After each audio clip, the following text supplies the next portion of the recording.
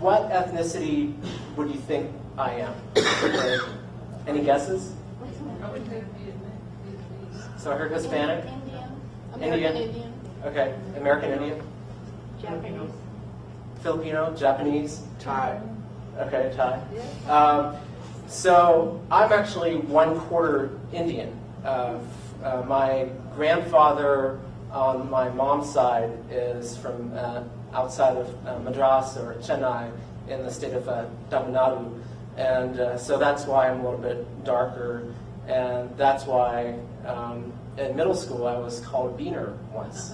So it's, I remember being a little bit shocked, but not really, it wasn't quite like being offended, but it was like, oh, so you're going to be a racist, but you can't even be a good racist. So it was just utterly confusing for me. We are really kind of cosmopolitan people. As much as America needs for us to be miserable and minuscule minorities, we have a long, elegant history which we bring here. Ask us. In fact, we intend now to lead. We intend now not to follow anymore. We have seen what happens when ethnic minorities in America follow the mainstream. We're not so happy about it. So without asking now, we're going to begin leading. It's not an insurgency. Take a deep breath. No jihadis in the room. I'm Muslim, I can say that. But for us to follow is no longer workable. It's not happy. It's not healthy. Not for us, certainly. Not for mainstream America. There's been a lot of work that shows how in the early days of science, scientists went around discovering people, color-coding humanity, and typically a lot of ethnocentricity in how that was done. Even between ethnic groups, the English and the French spent a ton of money trying to determine which race was superior. We also saw, as explorers went to various parts of the world, they kind of downgraded humanity that was of different colors. And much of that made it into our science. Much of that made it into our body of knowledge. We're still struggling with a lot of that today. The greeting thing is really, really important. One of the things we do at Providence is not a plug, absolutely, is we have something called the 5-10 rule, which means that we get within 10 feet of someone and you see them, you nod at them and say, you acknowledge them. Within 5 feet, you actually say something. What we found, and what the research kind of shows, is that when people give you love or give you a nod and you don't give it back, particularly if they're anxious, it kind of ups the ante, it kind of ups the anxiety. I think the media is definitely something that's very important, because if there's anything that the millennials are known for, is that we are obsessed with our media, whether it's blogs, our TV shows, our movies. I mean, that's like, it's attached to our hip. It's like with us all the time. And me and my sister always have a joke that, if I believed what was on the TV or movies, like, we should hate ourselves. Like, I should walk around being like, I am the ugliest, weirdest, just oddest person in the entire world because of what the media throws back at me for what I'm supposed to be. When people see those images, that's what makes sense in their head. That's how they're supposed to act. And it's not only a detriment to, white people, it's a detriment to these usually like impressionable kids of color who think, wow, if I like art or if I like this, I must be kind of odd. So, let me just kind of enter into the minstrel show. Let me just do this and do that, because obviously I'm not supposed to talk like how I talk or be like how I am. So what is our job as humans? Our job is to portray a positive interaction, to bridge.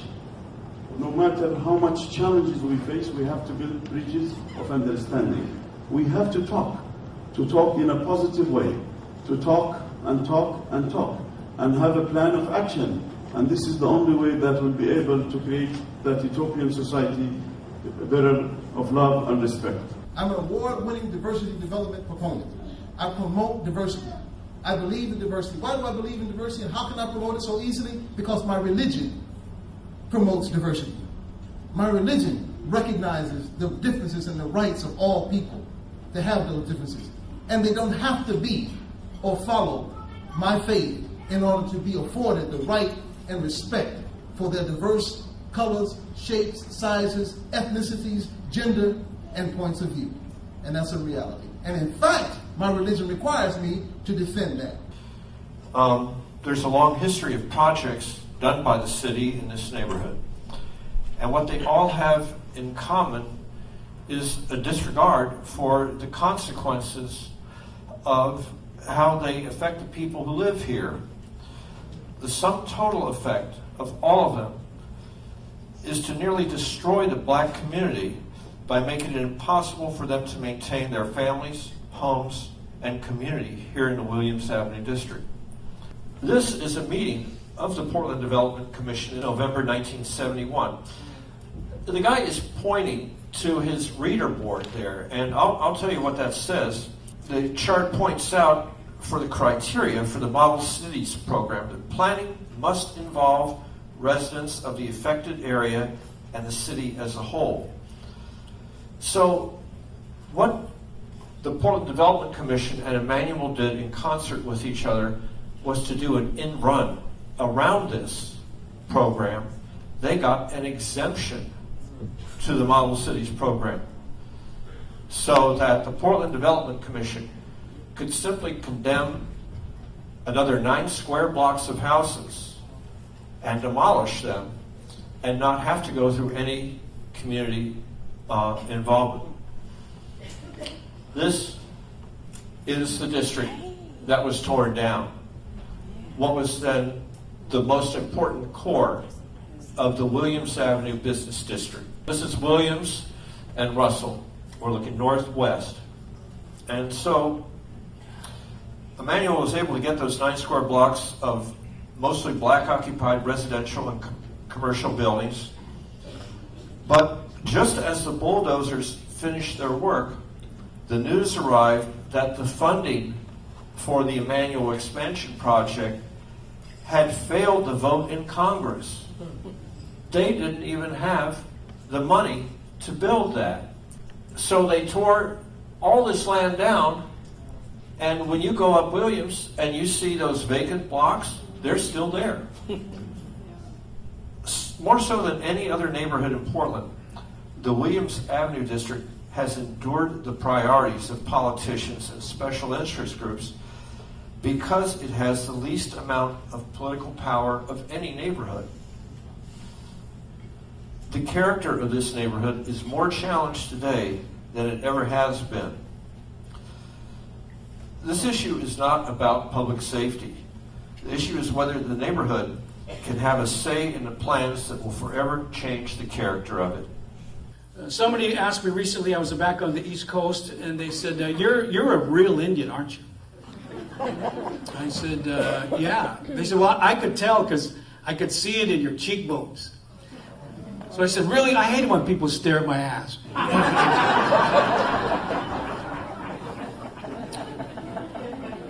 So the other day I was at this group of men, and this guy, we were crossing in this hallway at this function. He said, hey, Chief, how you doing? So I said, it's not a good thing, so don't call me Chief. He said, all right. So the next day or later that same day, he says, Chief, did you have a good day?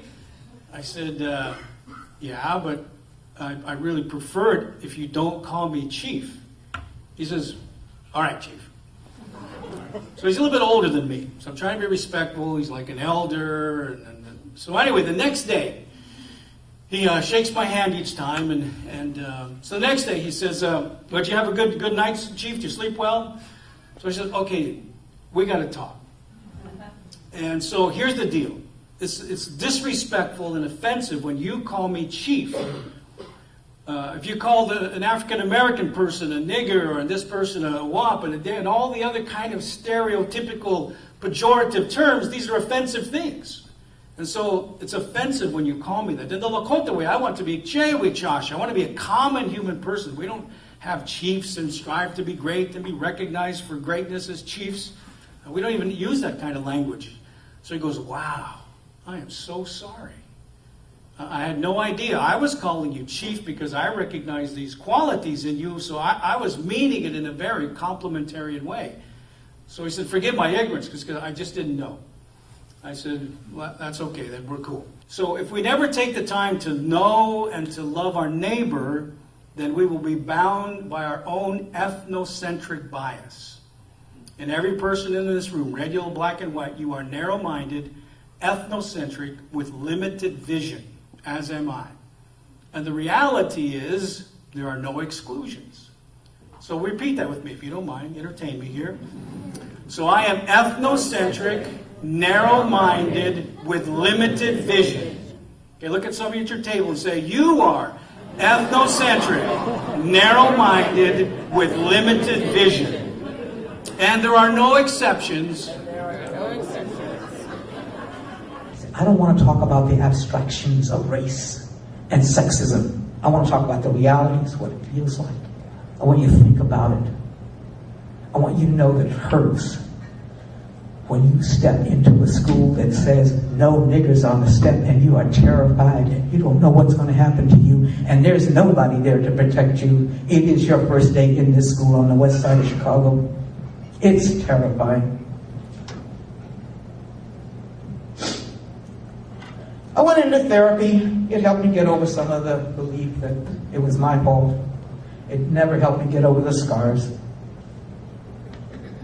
I grew up talking to my therapist about feeling born backwards into the world.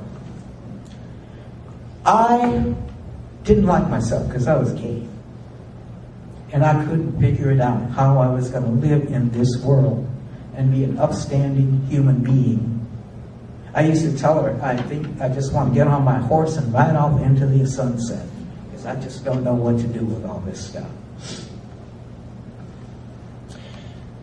I went in crying. I said, this is wrong and that's wrong, this is wrong and that's wrong. And talked about my family and the complications there and about myself. And she said, you know, I can't do anything about all the rest of those people, but we can do something with you.